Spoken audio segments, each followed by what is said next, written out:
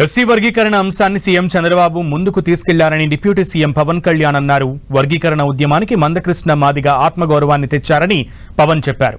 మందకృష్ణ వర్గీకరణ పోరాటానికి ఆద్యుడయ్యారని, చంద్రబాబు రూపకర్త అని కొనియాడారు. ప్రధాని మోదీ వర్గీకరణ ప్రదాత అని వ్యాఖ్యానించారు పవన్ కళ్యాణ్.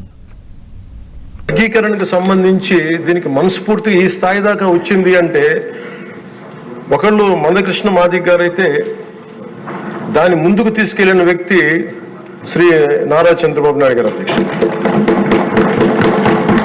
ప్రత్యేకించి మేము హైదరాబాద్ రోడ్ల మీద మేము తిరుగుతున్నప్పుడు మందకృష్ణ మాదిగ గారు ఎప్పుడు మాదిగ కులానికి వన్నె తెచ్చిన, ఆత్మగౌరవం అనే నినాదం తెచ్చిన మందకృష్ణ మాదిగ గారికి మనస్ఫూర్తిగా నేను వారికి నా ధన్యవాదాలు తెలుపుతున్నాను అధ్యక్షుడు. ఎందుకంటే కానీ మాదిగ కులం పెట్టుకోవాలంటే ఇబ్బంది పడే పరిస్థితుల్లో నేను మాదిగాని చెప్పగలిగే గుండె ధైర్యంతో, ఆత్మగౌరవంతో దాన్ని ముందుకు తీసుకెళ్లిన మందకృష్ణ మాదిగ గారిని అసెంబ్లీ సాక్షిగా మనస్ఫూర్తిగా వారిని అభినందిస్తున్నాను. పోరాటాన్ని ముందుకు తీసుకెళ్లి దాన్ని ఆంధ్రప్రదేశ్ ఉమ్మడి రాష్ట్రంలో ప్రవేశపెట్టిన ఘనత, దాన్ని ముందుకు తీసుకెళ్లిన ఘనత శ్రీ నారా చంద్రబాబు నాయుడు గారికి, మన గౌరవ ముఖ్యమంత్రి గారికి దక్కుతుంది అధ్యక్ష.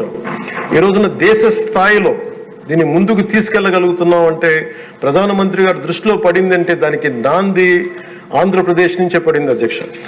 వర్గీకరణ ఉద్యమానికి ఆద్యుడు, వర్గీకరణ సాధన పోరాట సమితి యోధుడు అధ్యక్ష మందకృష్ణ గారు.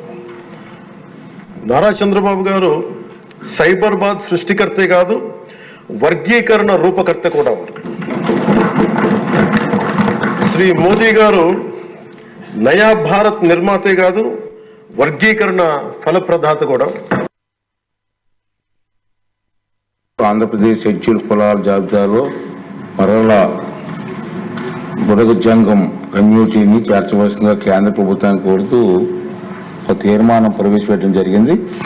మరి తీర్మానం మీద మా సభలో కూడా మాట్లాడాల్సిన అవసరం ఉంది కాబట్టి గౌరవ ముఖ్యమంత్రి గారు ప్రవేశపెట్టిన తీర్మానం సభా సమక్షంలో ఉంది. అనుకూలంగా ఉన్నవారు అవుననండి, వ్యతిరేకంగా ఉన్నారు కాదనండి. అవునన్నారు, అందరూ అవునన్నారు. తీర్మానం ఏకగ్రీవంగా ఆమోదించబడింది.